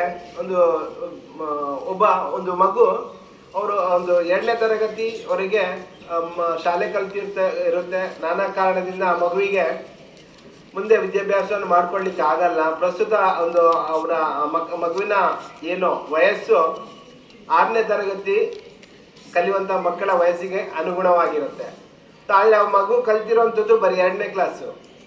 ಸೊ ನಮ್ಮ ಸರ್ಕಾರಿ ಶಾಲೆಯಲ್ಲಿ ಯಾವ ಒಂದು ವ್ಯವಸ್ಥೆ ಇದೆ ಅಂತ ಹೇಳಿದ್ರೆ ಆ 6ನೇ ಕ್ಲಾಸಿನಲ್ಲಿ ಕಲಿತಕ್ಕಂತಹ ಮಗುವನ್ನು ನೇರವಾಗಿ ವಯಸ್ಸಿನ ಮಗುವನ್ನು ನೇರವಾಗಿ 6ನೇ ತರಗತಿಗೆ ದಾಖಲು ಮಾಡಿಕೊಂಡು ಅವನಿಗೆ ವಿದ್ಯಾಭ್ಯಾಸವನ್ನು ಕೊಡುವಂಥ ಒಂದು ವ್ಯವಸ್ಥೆ ನಮ್ಮ ಸರ್ಕಾರಿ ಶಾಲೆಗಳಲ್ಲಿದೆ. ಸೊ ಆ ಒಂದು 3ನೇ ತರಗತಿಯಿಂದ 5ನೇ ತರಗತಿವರೆಗೆ ಆ ಮಗು ಏನು ವಿದ್ಯಾಭ್ಯಾಸವನ್ನು ಪಡೆದಿರಲ್ಲ, ಆ ಒಂದು ವಿದ್ಯಾಭ್ಯಾಸವನ್ನು ನಮ್ಮ ಶಾಲೆಯಲ್ಲಿ ಶಾಲೆಯ ಶಿಕ್ಷಕರು ಅದನ್ನು ಹಂತ ಹಂತವಾಗಿ ಅವನಿಗೆ ಯಾವ ರೀತಿ ಕೊಡಬೇಕು ಅನ್ನೋದು ಅದನ್ನು ನಿರ್ಣಯ ಮಾಡಿ ಅವನಿಗೆ ಆ ಒಂದು ವಿದ್ಯಾಭ್ಯಾಸವನ್ನು ಪೂರೈಸುವ ಒಂದು ವ್ಯವಸ್ಥೆ ಕೂಡ ಈ ಸರ್ಕಾರಿ ಶಾಲೆಗಳಲ್ಲಿ ಇರುವಂಥದ್ದು. ಇದು ಈ ಒಂದು ಸಮಗ್ರ ಶಿಕ್ಷಣ ಯೋಜನೆ ಅಡಿಯಲ್ಲಿ ಅಳವಡಿಸ್ಕೊಂಡು ಇದನ್ನು ಮಾಡ್ಕೊಂಡು ಬಂದಿರುವಂಥದ್ದು. ಇವಾಗಲೇ ನಾವು ಇವತ್ತು 2 ಶಾಲೆಯ ಒಂದು ಪೋಷಕರ ಸಭೆಯನ್ನು ಆಯೋಜನೆ ಮಾಡಿದ್ವಿ. ಬೆಳಿಗ್ಗೆ ಒಂದು ಬಜರೆ ಶಾಲೆಯಲ್ಲಿ ನಾವು ಪಾಲ್ಗೊಂಡಿದ್ವಿ. ಸೊ ಅಲ್ಲಿನ ಚಟುವಟಿಕೆಗಳನ್ನು ಮುಗಿಸ್ಕೊಂಡು ಇಲ್ಲಿಗೆ ಬರುವಾಗ ಸ್ವಲ್ಪ ತಡ ಆಯಿತು, ಹಾಗಾಗಿ ಅದು ಲೇಟ್ ಆಗಿರೋದು. ಅದು ಬಿಟ್ಟು ಬೇರೆ ಯಾವುದೇ ಕಾರಣ ಅಲ್ಲ. ಸೊ ಅಲ್ಲಿ ತುಂಬಾ ಒಳ್ಳೆಯ ಒಂದು ವಾತಾವರಣ ನಿರ್ಮಾಣವಾಗಿತ್ತು. ಸೊ ಅದೇ ರೀತಿ ಇಲ್ಲಿ ಕೂಡ ನಾವು ಕಳೆದ 5 ದಿನಗಳಲ್ಲಿ ಸಾಮಾಜಿಕ ಪರಿಶೋಧನಾ ನಮ್ಮ ತಂಡದವರು ಮಾಡಿದ್ರು. ಸೊ ನಾನು ಒಂದು ಬಾರಿ ಮಿಡ್ಲಲ್ಲಿ ಬಂದು ಶಾಲೆ ತರಗತಿಗಳಿಗೆ ಭೇಟಿ ಕೊಟ್ಟು ಪರಿಶೀಲನೆ ಮಾಡಿದ್ದೆ. ಸೊ ಅದೇ ರೀತಿ ಮುಂದಿನ ಹಂತದಲ್ಲಿ ಆ ವರದಿ ಏನಿದೆ ಅದು ಮಂಡನೆ ಆಗುತ್ತೆ. ಸೊ ಸಾಮಾಜಿಕ ಪರಿಶೋಧನೆ ಬಗ್ಗೆ ಹೇಳಬೇಕು ಅಂತ ಹೇಳಿದ್ರೆ, ಸೊ ಇಲ್ಲಿ ನಾವು ಈ ಸಾಮಾಜಿಕ ಪರಿಶೋಧನೆಯನ್ನು ಬಹಳಷ್ಟು ಸರಳವಾಗಿ ನಡೆಸ್ಕೊಂಡು ಬರ್ತಾ ಇದ್ದೀವಿ. ಸೊ ಇದು ಗ್ರಾಮ ಪಂಚಾಯತ್ ಮಟ್ಟದಲ್ಲಿ ಇರ್ಬೋದು ಅಥವಾ ನಮಗೇನು ವಹಿಸ್ಕೊಟ್ಟಿರುವಂತಹ ಒಂದು ಪ್ರತಿಯೊಂದು ಕಾರ್ಯಕ್ರಮದಲ್ಲಿ ಕೂಡ ನಾವು ಆ ಸಾಮಾಜಿಕ ಪರಿಶೋಧನೆಯನ್ನು ಮುಖ್ಯವಾಗಿ 3 ವಿಚಾರಗಳಿಗೆ ಒತ್ತು ಕೊಟ್ಟು ಅದನ್ನು ಮಾಡ್ತಾ ಬರ್ತಾ ಇದ್ದೇವೆ. ಒಂದು ಪಾರದರ್ಶಕತೆ, ಉತ್ತರದಾಯಿತ್ವ ಮತ್ತು ಜನರ ಸಹಭಾಗಿತ್ವ. ಇಲ್ಲಿ ಪಾರದರ್ಶಕತೆ ಬಗ್ಗೆ ಹೇಳಬೇಕು ಅಂತ ಹೇಳಿದ್ರೆ ಏನಿಲ್ಲ, ನಾವು ನಿಮ್ಮಲ್ಲಿ ಒಬ್ಬರಾಗಿ ಈ ಒಂದು ಯೋಜನೆಯ ವರದಿಯನ್ನು ತಯಾರು ಮಾಡುವಂಥದ್ದು. ಸೊ ನಮಗೆ ಒಂದು ಸಮರ್ಪಕವಾದ ಮಾಹಿತಿ ಸಿಗಬೇಕು ಅಂತ ಹೇಳಿದ್ರೆ ನಾವು ನಿಮ್ಮಲ್ಲಿ ಒಬ್ಬರಾಗಿ ಆ ವರದಿಯನ್ನು ತಯಾರು ಮಾಡ್ಕೋಬೇಕು. ಅದಕ್ಕೆ ನಮಗೆ ಹೆಸರೇ ಇರುವಂಥದ್ದು ಸಾಮಾಜಿಕ. ಅಂದರೆ ಸಾಮಾಜಿಕವಾಗಿ ನಾವು ನಿಮ್ಮಲ್ಲಿ ಒಬ್ಬರಾಗಿ ಇಂಥ ಒಂದು ವರದಿಗಳನ್ನು ತಯಾರು ಮಾಡಿಕೊಂಡು ಅದನ್ನು ಇಂಥ ಸಭೆಗಳನ್ನು ಆಯೋಜನೆ ಮಾಡಿಕೊಂಡಾಗ ಅದನ್ನು ಮಂಡನೆ ಮಾಡುವಂಥದ್ದು. ಅಲ್ಲಿ ಪಾರದರ್ಶಕತೆಗೆ ಗರಿಷ್ಠ ಒತ್ತು ಕೊಡ್ತೇವೆ. ಇಲ್ಲಿ ಏನಾಗಿದೆ, ಸೊ ಅನುದಾನಗಳ ಬಗ್ಗೆ ಇರ್ಬೋದು, ಅಥವಾ ನಾವು ಪಾಲಕರನ್ನು ಪೋಷಕರನ್ನು ಭೇಟಿ ಮಾಡಿಕೊಂಡಾಗ ಅವರಲ್ಲಿ ಏನು ಅಭಿಪ್ರಾಯಗಳು ವ್ಯಕ್ತಪಡಿಸ್ತಾರೆ, ಸೊ ಅದಿರ್ಬೋದು. ಸೊ ಎಲ್ಲವನ್ನು ದಾಖಲು ಮಾಡಿಕೊಂಡು ಅದನ್ನು ನೇರವಾಗಿ ಈ ಒಂದು ಸಭೆಯಲ್ಲಿ ಮಂಡನೆ ಮಾಡುವಂಥದ್ದು. ಆ ಪ್ರಕ್ರಿಯೆಯನ್ನು ಪಾರದರ್ಶಕತೆಗೆ ಗರಿಷ್ಠ ಒತ್ತು ಕೊಟ್ಟು ಅದನ್ನು ನಿರ್ವಹಿಸ್ತಾ ಬರ್ತಾ ಇದ್ದೇವೆ. ಇನ್ನು ಉತ್ತರದಾಯಿತ್ವ, ಈ ಉತ್ತರದಾಯಿತ್ವದ ಬಗ್ಗೆ ಹೇಳಬೇಕು ಅಂತ ಹೇಳಿದ್ರೆ ನಮ್ಮ ಜವಾಬ್ದಾರಿ ಏನಿದೆ ಅದನ್ನು ನಾವು ಅರಿತುಕೊಂಡಿದ್ದೇವೆ. ಆ ಜವಾಬ್ದಾರಿ ಮೇರೆಗೆ ಎಲ್ಲವನ್ನು ನಿರ್ವಹಿಸಿ ಸೊ ಈ ಒಂದು ಸಭೆಯನ್ನು ಆಯೋಜನೆ ಮಾಡಿಕೊಂಡು ಅಲ್ಲಿ ವರದಿಯನ್ನು ಮಂಡನೆ ಮಾಡುವಂಥ ಪ್ರಯತ್ನ ಮಾಡ್ತಾ ಇದ್ದೇವೆ. ಇನ್ನು ಶಾಲೆ ಅಥವಾ ಕಾಲೇಜಿಗೆ ಸಂಬಂಧಪಟ್ಟ ಹಾಗೆ ಸಂಬಂಧಪಟ್ಟ ಪ್ರಾಂಶುಪಾಲರು ಇಲ್ಲಿ ಏನೇ ಸಮಸ್ಯೆಗಳು ಬಂದರೂ ಕೂಡ ಅದಕ್ಕೆ ಅವರು ಜವಾಬ್ದಾರಿಯನ್ನು ಹೊಂದಿರ್ತಾರೆ, ಅಂದರೆ ಉತ್ತರದಾಯಿತ್ವವನ್ನು ಹೊಂದಿರ್ತಾರೆ. ಸೊ ಇನ್ನು ಮೂರನೇದು ಜನರ ಸಹಭಾಗಿತ್ವ. ಬಹುಶಃ ಮಕ್ಕಳ ಸಂಖ್ಯೆಗೆ ಅನುಗುಣವಾಗಿ ಹೋಲಿಸಿದ್ರೆ ಸೊ ಇಲ್ಲಿ ನಾವು ತುಂಬಾನೇ ಪೋಷಕರನ್ನು ನಾವು ಭೇಟಿ ಮಾಡುವ ಒಂದು ಅವಕಾಶ ಇತ್ತು. ಆದರೆ ಹೊಸದಾಗಿ ಕಟ್ಟಡಗಳೆಲ್ಲ ನಿರ್ಮಾಣ ಹಂತದಲ್ಲಿ ಇರೋದ್ರಿಂದ ಸೊ ನಮ್ಮ ಪ್ರಾಂಶುಪಾಲರು ಕೂಡ ನಮಗೆ ಮುಖ್ಯವಾಗಿ ಅದನ್ನು ಹೇಳಿಕೊಂಡ್ರು. ನಾವು ಇಲ್ಲಿ ಸಭೆ ಮಾಡ್ಕೊಳ್ಳಿಕ್ಕೆ ನಮಗೆ ಅನಾನುಕೂಲತೆ ಇದೆ ಸರ್, ನಾವು ಹೆಚ್ಚಿನ ಪೋಷಕರಿಗೆ ಹೇಳಿಲ್ಲ, ಆದರೆ ಸೊ ಏನು ಸಭೆಗಳಲ್ಲಿ ಭಾಗವಹಿಸುವವರು ಖಂಡಿತ ಬಂದೇ ಬರ್ತಾರೆ ಅನ್ನೋ ಒಂದು ಮಾತನ್ನು ಮೊನ್ನೆನೇ ಹೇಳಿದ್ರು. ಸೊ ಆ ನಿಟ್ಟಿನಲ್ಲಿ ಎಲ್ಲರೂ ಆಗಮಿಸಿದ್ದೀರಾ. ಸೊ ಇಲ್ಲಿ ಆಗಮಿಸಿದಾಗ ನಮ್ಮ ಏನು ವರದಿಗಳಿರುತ್ತೆ ಆ ವರದಿಗಳು ಪಾಸಿಟಿವ್ ಆಗಿರ್ಬೋದು ಅಥವಾ ನೆಗೆಟಿವ್ ಆಗಿರ್ಬೋದು. ಆ ನೆಗೆಟಿವ್ ಇದ್ದಾಗ ಅದನ್ನು ಪಾಸಿಟಿವ್ ಯಾವ ರೀತಿ ಮಾಡ್ಕೊಳ್ಳಿಕ್ಕೆ ನಿಮ್ಮ ಸಲಹೆ ಸೂಚನೆಗಳು ಬೇಕು. ಅದೇ ರೀತಿ ನಿಮ್ಮಲ್ಲಿ ಯಾವುದೇ ರೀತಿಯ ಒಂದು ಸೂಚನೆಗಳಿದ್ರೆ ಅದನ್ನು ಮುಕ್ತವಾಗಿ ಹಂಚ್ಕೊಳ್ಳಿ ನಮ್ಮ ಜೊತೆ, ಅಥವಾ ಬೇಡಿಕೆಗಳಿರ್ಬೋದು ಅದನ್ನು ಕೂಡ ಈ ಒಂದು ಸಭೆಯಲ್ಲಿ ವ್ಯಕ್ತಪಡಿಸ್ಕೊಳ್ಳಿ. ಅದು ಮುಂದೆ ಏನೇ ಬೇಡಿಕೆಗಳಿದ್ರು ಕೂಡ ಅದನ್ನು ನಾವು ಸರ್ಕಾರದ ಹಂತಕ್ಕೆ ತಲುಪಿಸುವಂತ ಪ್ರಯತ್ನ ಮಾಡ್ತೇವೆ. ಅದು ಮುಂದೆ ಒಂದು ದಿನ ಆ ಕಾರ್ಯಗತ ಆಗ್ಲಿಕ್ಕೆ ಸಾಧ್ಯತೆಗಳು ಕೂಡ ಜಾಸ್ತಿ ಇದೆ. ಸೊ ಹಾಗಾಗಿ ಸುಮ್ಮನೆ ನಾವು ವರದಿ ಮಂಡನೆ ಮಾಡಿ ಅದರಲ್ಲಿ ಚರ್ಚೆಗಳಲ್ಲಿ ಭಾಗವಹಿಸದೆ ಹೋದ್ರೆ ಬಹುಶಃ ಇಷ್ಟು ದೊಡ್ಡ ಮಟ್ಟದ ಒಂದು ಸಭೆ ಆಯೋಜನೆ ಮಾಡಿ ಕೂಡ ಅಲ್ಲಿ ನಮಗೆ ಏನು ನಿಮ್ಮಿಂದ ಪ್ರತಿಕ್ರಿಯೆ ಬಾರದಿದ್ರೆ ಬಹುಶಃ ಅದು ಒಂದು ಕಪ್ಪು ಚುಕ್ಕಿಯಾಗಿ ಉಳಿಯುತ್ತೆ. ಅದರಿಂದ ವರದಿಗಳು ಏನೇ ಇದ್ರೂ ಕೂಡ ಅದರ ಬಗ್ಗೆ ಮುಕ್ತವಾಗಿ ಚರ್ಚೆ ಮಾಡ್ಕೊಳ್ಳೋಣ. ಅದೇ ರೀತಿ ಎಲ್ರಿಗೂ ನಿಮ್ಮ ಅಭಿಪ್ರಾಯಗಳನ್ನು ಮುಕ್ತವಾಗಿ ಹೇಳ್ಕೊಳ್ಳಿಕ್ಕೆ ಅವಕಾಶ ಇದೆ. ಸೊ ನಾವೇನು ವರದಿ ಮಾಡಿದ್ದೇವೆ ಅದು ಅಂತಿಮ ಅಲ್ಲ, ಅದು ಈಗಿನವರೆಗೆ ಮಂಡನೆ ಮಾಡುವವರೆಗೆ ಅದು ಕರಡು ವರದಿ ಪ್ರತಿ. ಸೊ ಅದರ ಬಗ್ಗೆ ನಿಮ್ಮ ಏನಾದರೂ ಅಭಿಪ್ರಾಯಗಳಿದ್ರೆ ನಾವು ಮಾಡಿರುವಂಥ ವರದಿಗಳು ಅದು ತಪ್ಪಿದೆ ಸರ್, ಅದು ಈ ರೀತಿ ಆಗಬೇಕಿತ್ತು ಅನ್ನೋ ಒಂದು ಸಲಹೆ ಸೂಚನೆಗಳನ್ನು ಕೂಡ ಕೊಟ್ಟರು ಕೂಡ ಸೊ ಅದನ್ನು ನಾವು ಮುಕ್ತವಾಗಿ ಸ್ವೀಕಾರ ಮಾಡಿಕೊಂಡು ಸಭೆಯಲ್ಲಿ ಅದರ ಒಂದು ಅನುಮೋದನೆ ಪಡ್ಕೊಂಡು ಸೊ ಅದನ್ನು ಮುಂದಿನ ಹಂತಕ್ಕೆ ಕಲಿಸ್ಕೊಡುವಂಥ ಪ್ರಯತ್ನವನ್ನು ಮಾಡೋಣ ಅಂತ ಹೇಳ್ತಾ, ಈ ಒಂದು ಸಭೆಯಲ್ಲಿ ನನಗೆ ಯೋಜನೆಗಳ ಬಗ್ಗೆ ಮತ್ತು ಸಾಮಾಜಿಕ ಪರಿಶೀಲನಾ ಪ್ರಕ್ರಿಯೆ ಬಗ್ಗೆ ಮಾತನಾಡಲಿಕ್ಕೆ ನೀವೆಲ್ಲರೂ ಅವಕಾಶವನ್ನು ಕಲ್ಪಿಸಿಕೊಟ್ಟಿದ್ದೀರಾ. ಮತ್ತೊಮ್ಮೆ ಎಲ್ಲರನ್ನು ವಂದಿಸುತ್ತಾ ನನ್ನ ಮಾತುಗಳನ್ನು ಮುಗಿಸ್ತೇನೆ.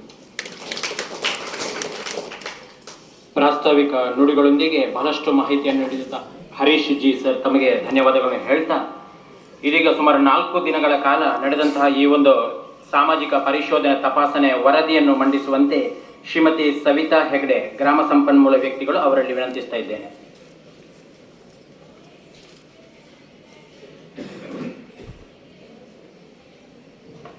ಎಲ್ಲರಿಗೂ ನಮಸ್ಕಾರ. ಸರಕಾರಿ ಪದವಿ ಪೂರ್ವ ಕಾಲೇಜು ವೇಣೂರು ಪ್ರೌಢಶಾಲಾ ವಿಭಾಗ ಸಮಗ್ರ ಶಿಕ್ಷಣ ಕರ್ನಾಟಕ ಯೋಜನೆಯಡಿ ಸಾಮಾಜಿಕ ಪರಿಶೋಧನಾ ಪಾಲಕರ ಸಭೆ. ಸರಕಾರಿ ಪದವಿ ಪೂರ್ವ ಕಾಲೇಜು ವೇಣೂರು ಪ್ರೌಢಶಾಲಾ ವಿಭಾಗ ಬೆಳ್ತಂಗಡಿ ವಲಯ ಇಲ್ಲಿ ಸಮಗ್ರ ಶಿಕ್ಷಣ ಕರ್ನಾಟಕ ಯೋಜನೆಯ ಸಾಮಾಜಿಕ ಪರಿಶೋಧನೆ ಗ್ರಾಮಸಭೆ ನಡವಳಿಗಳು.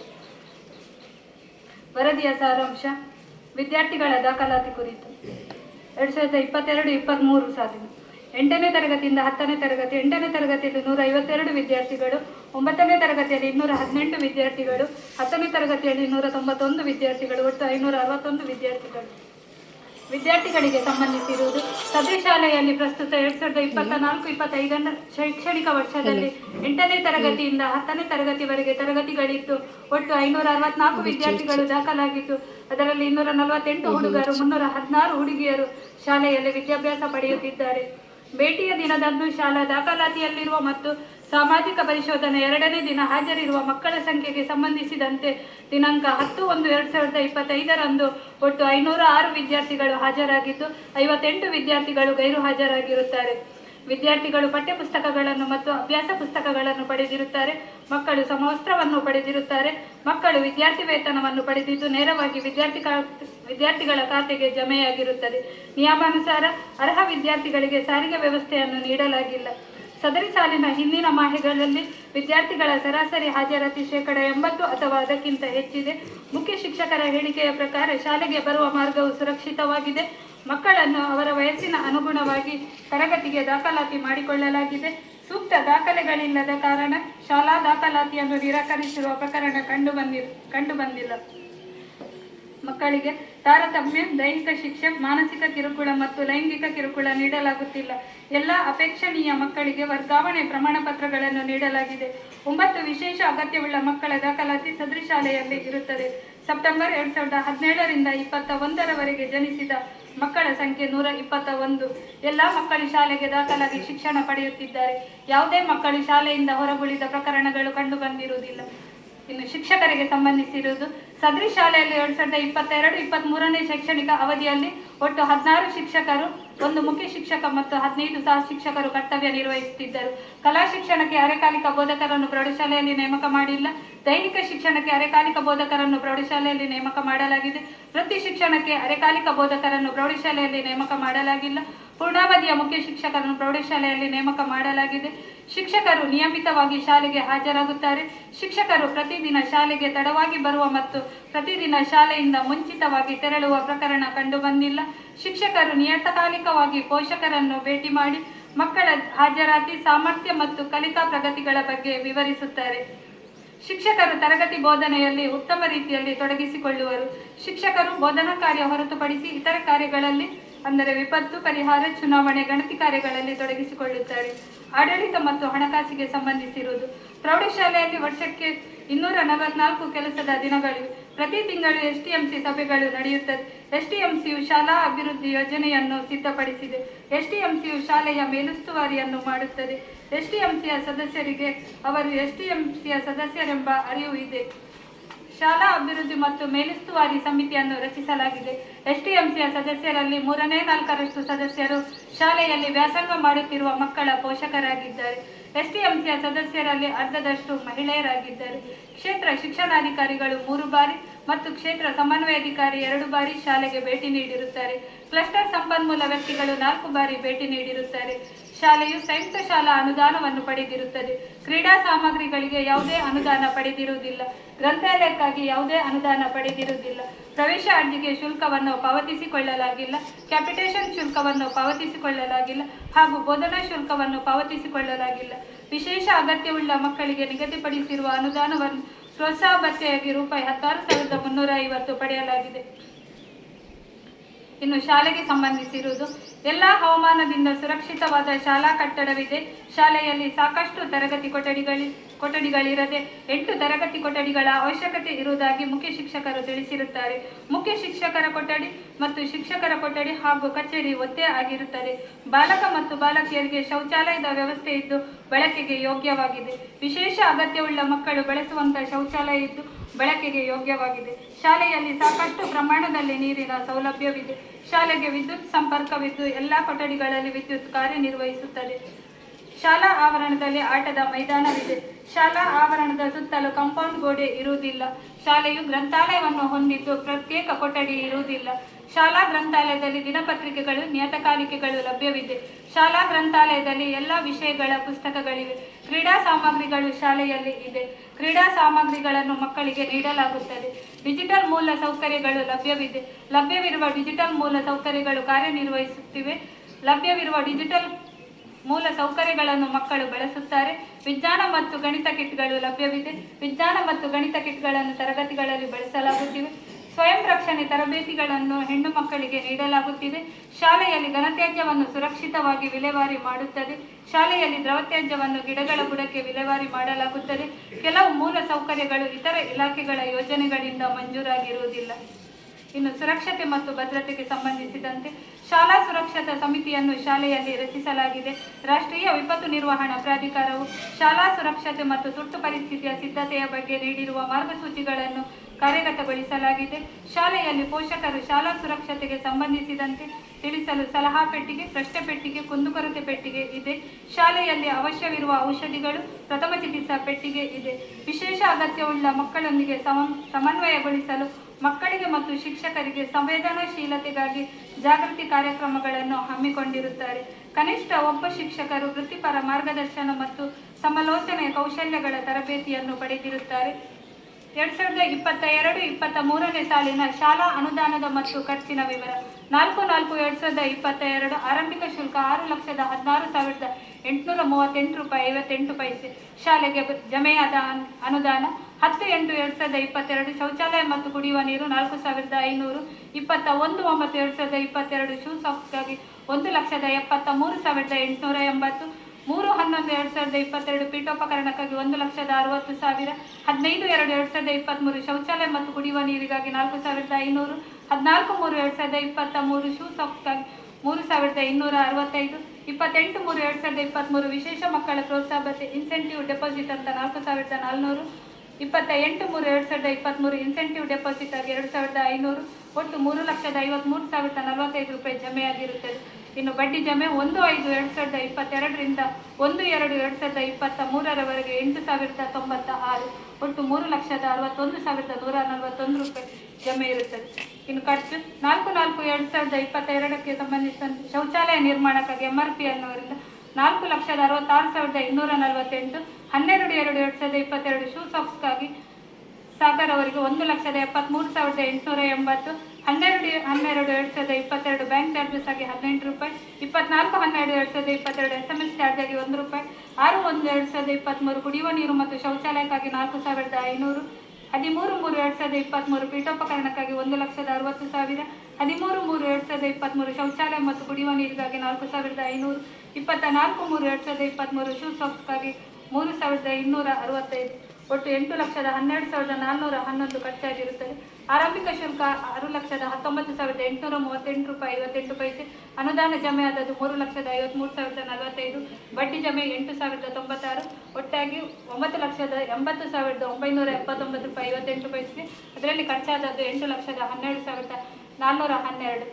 ಅಂತಿಮ ಶುಲ್ಕವಾಗಿ 1,68,567 ರೂಪಾಯಿ 58 ಪೈಸೆ ಕ್ಯಾಶ್ ಬುಕ್ ಮತ್ತು ಪಾಸ್ಬುಕ್. ಸಮಗ್ರ ಶಿಕ್ಷಣ ಕರ್ನಾಟಕ ಯೋಜನೆಯ ಸಾಮಾಜಿಕ ಪರಿಶೋಧನೆಯಲ್ಲಿ ಕಂಡುಬಂದ ಧನಾತ್ಮಕ ಅಂಶಗಳು. ಸಾಮಾಜಿಕ ಪರಿಶೋಧನೆ ಸಮಯದಲ್ಲಿ ವಿದ್ಯಾರ್ಥಿಗಳು ಶಿಸ್ತು ಪಾಲನೆಯನ್ನು ಮಾಡುತ್ತಿರುವುದು ಉತ್ತಮ ಅಂಶವಾಗಿದೆ. ಎಲ್ಲ ವಿದ್ಯಾರ್ಥಿಗಳು ಸಮವಸ್ತ್ರವನ್ನು ಧರಿಸಿ ಹಾಜರಾಗುವುದು ಉತ್ತಮ ಅಂಶವಾಗಿದೆ. ಶಾಲೆಯಲ್ಲಿ ಅವಶ್ಯವಿರುವ ಔಷಧಿ ಮತ್ತು ಪ್ರಥಮ ಚಿಕಿತ್ಸೆ ಪೆಟ್ಟಿಗೆ ಇರುವುದು ಉತ್ತಮ ಅಂಶವಾಗಿದೆ. ಡಿಜಿಟಲ್ ಮೂಲ ಸೌಕರ್ಯಗಳಿಗೆ ಸಂಬಂಧಿಸಿದಂತೆ ಮಕ್ಕಳ ಕಲಿಕೆಗೆ ಗಣಕಯಂತ್ರದ ಬಳಕೆ ಮಾಡುತ್ತಿರುವುದು ಉತ್ತಮ ಅಂಶವಾಗಿದೆ. ಸಾಮಾಜಿಕ ಪರಿಶೋಧನಾ ತಂಡಕ್ಕೆ ಸಾಮಾಜಿಕ ಪರಿಶೋಧನಾ ಸಮಯದಲ್ಲಿ ವಿದ್ಯಾರ್ಥಿಗಳು, ಪೋಷಕರು, ಸಹ ಶಿಕ್ಷಕರು ಮತ್ತು ಮುಖ್ಯ ಶಿಕ್ಷಕ ಹಾಗೂ ಅಡುಗೆ ಸಿಬ್ಬಂದಿಗಳು ಉತ್ತಮ ಸಹಕಾರವನ್ನು ನೀಡಿರುತ್ತಾರೆ. ಶಾಲೆಯಲ್ಲಿ MRPL ಮತ್ತು NGO ವತಿಯಿಂದ ಉತ್ತಮ ಶೌಚಾಲಯದ ವ್ಯವಸ್ಥೆ ಮಾಡಿರುವುದು ಉತ್ತಮ ಅಂಶವಾಗಿದೆ. ಬಾಲಕಿಯರ ಶೌಚಾಲಯ ಬಳಕೆಗೆ ತರಗತಿವಾರು ಬಳಕೆ ಮಾಡುತ್ತಿರುವುದು ಉತ್ತಮ ಅಂಶವಾಗಿದೆ. ಇನ್ನು ಋಣಾತ್ಮಕ ಅಂಶಗಳು. ಶಾಲೆಯಲ್ಲಿ ಮುಖ್ಯ ಶಿಕ್ಷಕ, ಸಹ ಶಿಕ್ಷಕರಿಗೆ ಮತ್ತು ಕಚೇರಿಗೆ ಪ್ರತ್ಯೇಕ ಕೊಠಡಿಯ ಕೊರತೆ ಇರುವುದು ಗಮನಿಸಲಾಗಿದೆ. ಶಾಲೆಯಲ್ಲಿ ಗ್ರಂಥಾಲಯಕ್ಕಾಗಿ ಪ್ರತ್ಯೇಕ ಕೊಠಡಿಯ ಕೊರತೆ ಇರುವುದನ್ನು ಗಮನಿಸಲಾಗಿದೆ. ಶಾಲೆಯಲ್ಲಿ ಸಾಮಾಜಿಕ ಪರಿಶೋಧನಾ ಸಮಯದಲ್ಲಿ ದಿನಾಂಕ 9/1/2025, 10/1/2025 ಮತ್ತು 13/1/2025ರಂದು ಮಕ್ಕಳಿಗೆ ಹಾಲನ್ನು ನೀಡದಿರುವುದು ಗಮನಿಸಲಾಗಿದೆ. ಧನ್ಯವಾದಗಳು.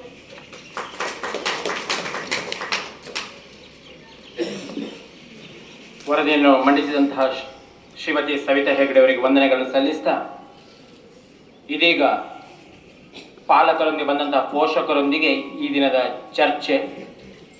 ದಯವಿಟ್ಟು ವರದಿಯ ಬಗ್ಗೆ ನಿಮ್ಮ ಅನಿಸಿಕೆಗಳನ್ನು ಹೇಳ್ಬೋದು. ತುಳುಟುಲ ಭಾಷೆ 2 ಜಿ.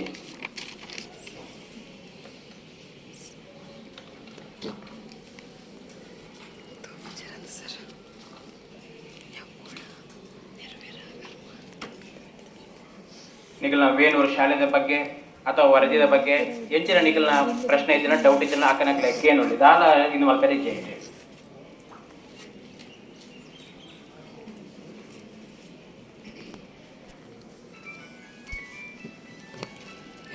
ಬಗ್ಗೆ ಒಂದು ಹೇಳಿದ್ವಿ. ಬಗ್ಗೆ ಏನಾದರೂ ವರದಿ ಮಾಡಿ ಏನಾದರೂ ಪ್ರಯೋಜನ ಆಗುತ್ತೆ ಬರುವಂಥ ವ್ಯವಸ್ಥೆ ಇದೆಯಾ?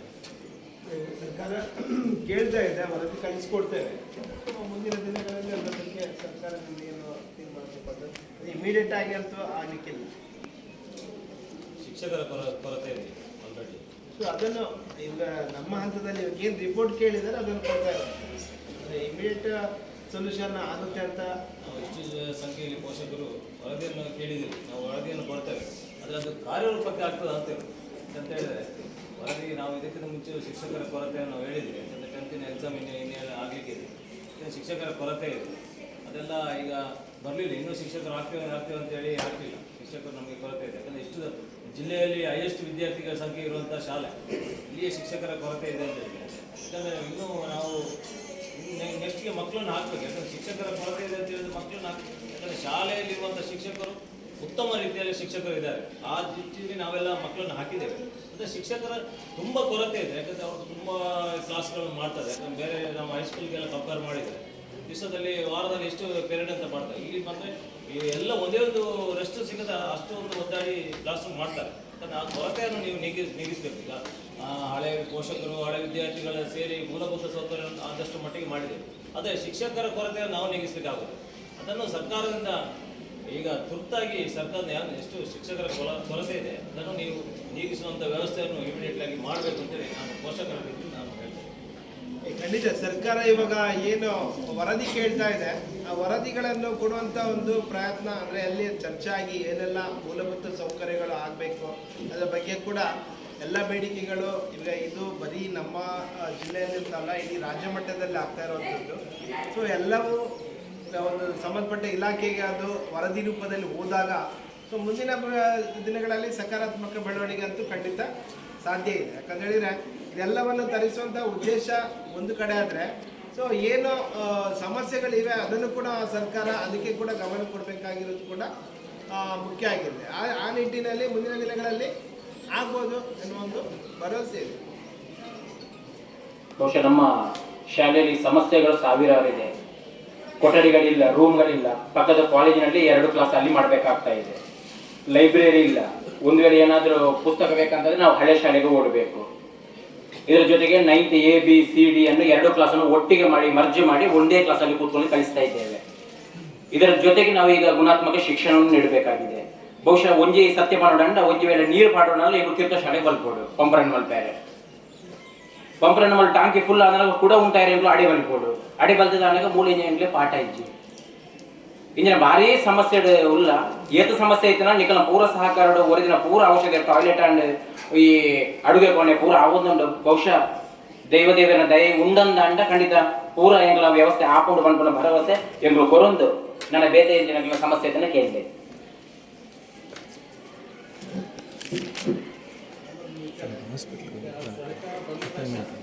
ಒಂದೊಂದು ಶಿಕ್ಷಣ ಇಲಾಖೆಯ ಅನುಸಾರ ನಿಯಮಗಳನ್ನ ಸುತ್ತೊಳಗೆಲ್ಲ ತರ್ತಾರೆ. ಅದು ಎಲ್ಲಿವರೆಗೆ ಗೊತ್ತಿರ್ತದೆ ಅಂತ ಹೇಳಿದ್ರೆ ಶಾಲೆಯಲ್ಲಿ ಶಿಕ್ಷಕರಿಗೆಲ್ಲ ಗೊತ್ತಿರ್ತದೆ, ಇಲಾಖೆಗೂ ಗೊತ್ತಿರ್ತದೆ. ಅದೇ ಆ ಭಾಗದ ಜನರಿಗೆ ಗೊತ್ತಾಗುತ್ತದೆ. ಆ ಭಾಗದ ಜನರು ಎಂತ ತಿಳ್ಕೊಂಡು ಅಂತ ಹೇಳಿದ್ರೆ ನಮ್ಮ ಶಾಲೆಯಿಂದ ನಮ್ಗೆ ಏನು ಅನುಕೂಲಗಳು ಸಿಗ್ತಾ ಇಲ್ಲ, ನಮ್ಮಿಂದ ದಾನದ ಸುಪರ್ಸೆ ಕೊಡ್ತಾರೆ, ಇನ್ನಿತರ ವಿಚಾರಗಳಿಗೆ ನಮ್ಮನ್ನು ಬಳಸ್ಕೊಳ್ತಾರೆ. ಆದ್ರೆ ಶಿಕ್ಷಣ ಇಲಾಖೆಯ ವತಿಯಿಂದ ನೋಡಿ ಒಂದು ಗ್ರೌಂಡ್ ಬೇಕಾದ್ರೆ ಕೊಡ್ಬೇಕಾದ್ರೆ ಅಥವಾ ಶಾಲೆಯನ್ನು ಯಾವ್ದಾಗ್ತದೆ ಕೊಡ್ಬೇಕಾದ್ರೆ ನಾವು ಆ ಶಿಕ್ಷಣ ಇಲಾಖೆಯ ಸುತ್ತೋಲೆಯ ಪ್ರಕಾರ ಕೊಡ್ಲಿಕ್ಕೆ ಆಗುದಿಲ್ಲ. ಆಗ ಎಂತಾಗ್ತದೆ, ಆ ಶಾಲೆಗೆ ಮತ್ತು ಊರಿನ ಆ ಭಾಗದ ಜನರಿಗೆ ಸ್ವಲ್ಪ ಘರ್ಷಣೆ ರೂಪದಲ್ಲಿ ಬರ್ತದೆ.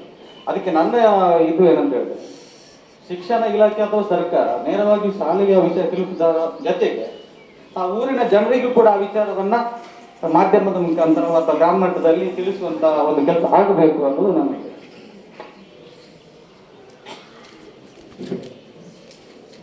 ದಿನೇಶನರವರ ಪ್ರಕಾರ ಮಾಹಿತಿ ಬರೀ ಶಾಲೆಗಳಿಗೆ ಗೊತ್ತಾಗ್ತದೆ, ಸಾರ್ವಜನಿಕರಿಗೆ ಗೊತ್ತಾಗ್ತಾ ಇಲ್ಲ. ಕೆಲವೊಂದು ವಿಚಾರ ನಿಮಗೂ ಗೊತ್ತಿರ್ತದೆ, ನಾವು SMC ಗೊತ್ತಿರ್ತದೆ. ಈಗ ಒಂದು ಏನಾದ್ರೂ ಒಂದು ಕಾರ್ಯಕ್ರಮ ಅಥವಾ ಯಾವ್ದಾದ್ರು ಒಂದು ಹಬ್ಬ ಹರಿದಿನಗಳಲ್ಲಿ ಶಾಲೆಯನ್ನು ಕೇಳ್ತಾರೆ. ಸರಿ ಸರಿ. ಯಾಕಂತ ಹೇಳಿದ್ರೆ ಅವ್ರದ್ದು ಹಕ್ಕಿದೆ, ನಾವು ಆ ಶಾಲೆಯ ಸರ್ವತೋಮುಖ ಅಭಿವೃದ್ಧಿಗೆ ನಾವು ಪಾಲ್ಗೊಳ್ತೇವೆ ಅಂತ ಹೇಳಿದ್ರೆ ಅವ್ರು ಕೂಡ ಕೇಳುವಂಥದ್ದು ಇರ್ತದೆ. ಮುಂಚೆ ಎಲ್ಲ ಆಗ್ತಿತ್ತು. ಈಗ ಶಿಕ್ಷಣ ಇಲಾಖೆಯ ಸರ್ಕಾರದ ವತಿಯಿಂದ ಇಲ್ಲ, ಜನರಿಗೆ ಗೊತ್ತಿರುವುದಿಲ್ಲ. ಗೊತ್ತಿದ್ದವರು ಕೆಲವೊಂದು ಸಲ ಗೊತ್ತಿದ್ದವರು ಕೂಡ ಗೊತ್ತಿಲ್ಲದ ಹಾಗೆ ಮಾಡ್ತಾರೆ. ಆಗ ಸಮಸ್ಯೆ ಸಿಕ್ಕಿ ಹಾಕೊಳ್ಳುದು ಯಾರು ಅಂತ ಹೇಳಿದ್ರೆ ಆ ಶಾಲೆಯ ಮುಖ್ಯ ಶಿಕ್ಷಕರು ಅಥವಾ ಶಿಕ್ಷಕರು ಅಥವಾ ಅಭಿವೃದ್ಧಿ ಕಮಿಟಿಯವರು. ಆ ವಿಚಾರವನ್ನು ನೇರವಾಗಿ ಸರ್ಕಾರ ಆ ಊರಿನ ಭಾಗದ ಜನರಿಗೆ ತಿಳಿಸ್ಕೊಡ್ಬೇಕು ಅಂತ ಹೇಳಿ ನನ್ನ ಸರಿ, ಓಕೆ, ಥ್ಯಾಂಕ್ ಯು. ಇದಕ್ಕೆ ವ್ಯವಸ್ಥೆ ಸೂಕ್ತ ರೀತಿಯಲ್ಲಿ ಇದೆ. ಯಾಕಂತ ಹೇಳಿದ್ರೆ ಈಗ ಏನೇ ಸಂಬಂಧಪಟ್ಟ ಸುತ್ತೋಲೆಗಳು ಬರುವಂಥದ್ದು ಶಿಕ್ಷಣ ಇಲಾಖೆಯಿಂದ ನೇರವಾಗಿ ಶಾಲೆಗಳಿಗೆ ಬರುತ್ತೆ. ಸೊ ಬಂದಂಥ ಸಂದರ್ಭದಲ್ಲಿ ಅದನ್ನು SDMC ಕಮಿಟಿ ಏನಿದೆ ಅಲ್ವಾ, ಅದರ ಮುಂದೆ ಪ್ರಸ್ತುತಪಡಿಸಿ ಅದರ ಬಗ್ಗೆ ನಾವು ಏನು ಚರ್ಚೆ ಮಾಡಬೇಕು, ಅಲ್ಲಿ ಏನು ಕ್ರಮ ತೆಕ್ಕೊಳ್ಬೇಕು ಅಂತ ಇರುವುದೇ ಆ ಒಂದು SDMC ಶಾಲಾ ಅಭಿವೃದ್ಧಿ ಸಮಿತಿ, ಅದಕ್ಕೆ ಇರೋದು. ಸೊ ಅದಕ್ಕೆ ಗೈಡ್ ಮಾಡ್ಲಿಕ್ಕೆ ಇರುವಂತವರು ಶಾಲೆಗೆ ಸಂಬಂಧಪಟ್ಟ ನಾವು ತಿಳಿಸುವಾಗ ಎಂತ ಅಂತ ಹೇಳಿದ್ರೆ ನೀವೇ ಒಂದು ಕಾನೂನು ಮಾಡ್ಕೊಂಡಿದ್ದೀರಾ ಅಂತ ಆಗ್ತದೆ. ಅದು ಬೇರೆ ಮುಖಾಂತರವಾಗಿ ಮಾಧ್ಯಮದ ಮುಖಾಂತರ ಅಥವಾ 365 ದಿವಸ ಕೂಡ ಮಾಧ್ಯಮಗಳು ಕೊಡ್ತಾ ಇರ್ತವೆ ಕೆಲವೊಂದು ವಿಚಾರಗಳನ್ನು.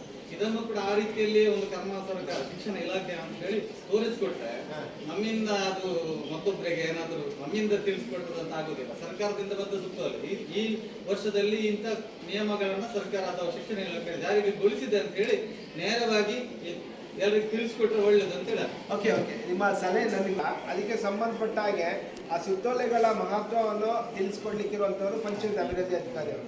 ಅಲ್ಲಿ ಒಂದು ಆಡಳಿತ ಮಂಡಳಿ ಇರುತ್ತೆ.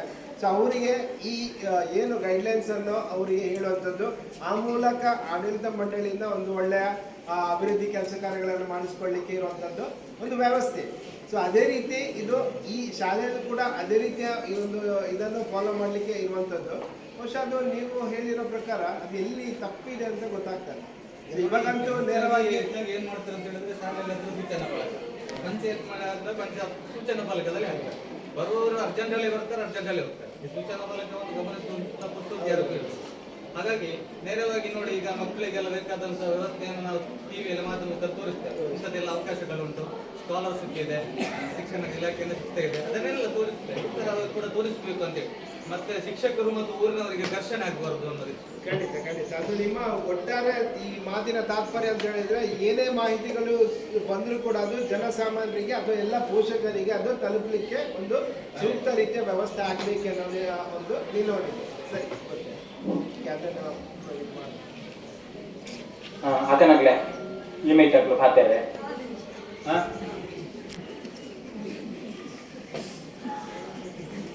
kalau mati mai kabar pula dia ke ಮೂಲಭೂತ ಸೌಕರ್ಯ ಹಿರಿಯರಿಗೆ ಮೊದಲ ಆದ್ಯತೆ. ಎಲ್ಲಿ ವಿಷಯ ಅಂದರೆ ಬೋರ್ ಇರೋದು ಹಳೆಯ ಕಟ್ಟಡ, ಅಲ್ಲಿಂದ ಇಲ್ಲಿಗೆ ಪೈಪ್ ಹಾಕಿ ಕಟ್ತಾ ಇರೋದು. ಇಲ್ಲಿ ಒಂದು ಬೋರ್ ಉಂಟು, ಹೀಗಾಗಿ ನಮ್ಮ ದೊಡ್ಡ ಸಾರಿಗೆ ಬರೋದಿಲ್ಲ, ಅದು ಕಾಲೇಜಿಗೆ ಬೋರ್. ಹಾಗಾಗಿ ನಮಗೆ ಇಲ್ಲಿ ಒಂದು ಬೋರಿನ ವ್ಯವಸ್ಥೆಗೆ ಒಂದು ಮನವಿ.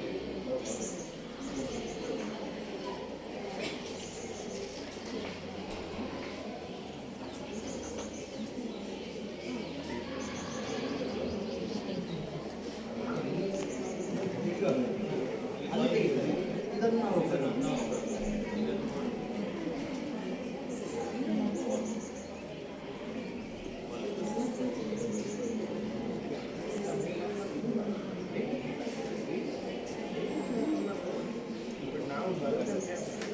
ಏನು ಸಭೆಯಲ್ಲಿ ವ್ಯಕ್ತವಾಗಿದೆ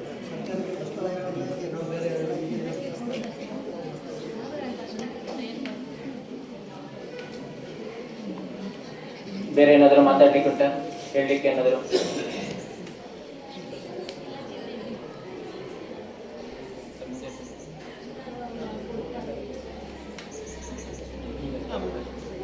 ಇದೀಗ ಕಾರ್ಯಕ್ರಮದ ಕುರಿತು ನಮ್ಮ ವೇಣೂರು ಗ್ರಾಮ ಪಂಚಾಯತ್ ಅಧ್ಯಕ್ಷರು ಶ್ರೀಮತಿ ಮಲ್ಲಿಕಾ ಹೆಗಡೆ ತಮ್ಮ ಅನಿಸಿಕೆಗಳನ್ನು ವ್ಯಕ್ತಪಡಿಸುವಂತೆ ವಿನಂತಿಸ್ತಾ ಇದ್ದೇನೆ. ಏನು ಅನಿಸಿಕೆಗಳು ಏನು ಕೇಳುವಂಥದ್ದೇನಿಲ್ವಾ? ಮುಕ್ತಾಯ ಆಗಿದೆಯಾ? ಅದಕ್ಕೇನ್ರಿ ಉಂಟಾ ಕಣಕ್ಲೆ? ವರದಿಗೆ ಒಂದು ಅನುಮೋದನೆ ಬೇಕು, ಇಲ್ಲ ಅಂತ ಹೇಳಿದ್ರೆ ನಿಮ್ಮ ಒಪ್ಪಿಗೆ ಬೇಕು. ವರದಿ ಸಹಮತ ಇದೆ ಅಂತ ನಿಮ್ಮ ಒಪ್ಪಿಗೆ ಬೇಕು, ಇಲ್ಲ ಅಂತ ಹೇಳಿದ್ರೆ ನೀವು ಅದನ್ನು ಸರಿ ವರದಿ ಮಂಡನೆ ಮಲ್ಕೊಳ್ಳೈತೆ ಅಂಜಣ್ಣ, ಬಹುಶಃ ಲೇಟ್ ಅಂಡೋಡ ನಿಮಗೆ ಎಂಕಲ್ನ SDMC ಅಧ್ಯಕ್ಷరైన ರಾಜೇಶ್ ಮುಡ್ಕೋಡಿ ಮೇಲೆ ಎರಡು ಪಾತ್ರೆಗಳು ನನ್ನ ವಿನಂತಿ ಮಾಡ್ತಾನೊಂದಿಲ್ಲ.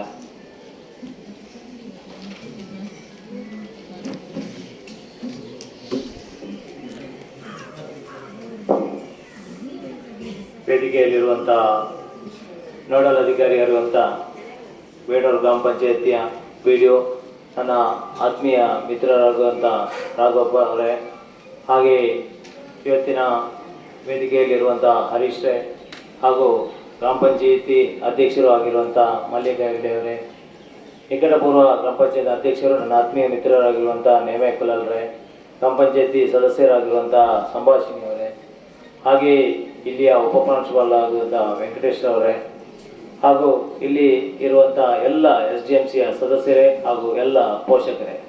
ಯಾಕಂತೇಳಿದ್ರೆ ಈಗ ಮಾತಾಡುವಂಥ ಸಮಯ ಅಲ್ಲ, ಆದರೂ ನಾನು ಈ ಶಾಲೆಯ ಬಗ್ಗೆ ಒಂದೆರಡು ಮಾತಲ್ಲಿ ಹೇಳಲೇಬೇಕಾಗ್ತದೆ. ಯಾಕಂತೇಳಿದ್ರೆ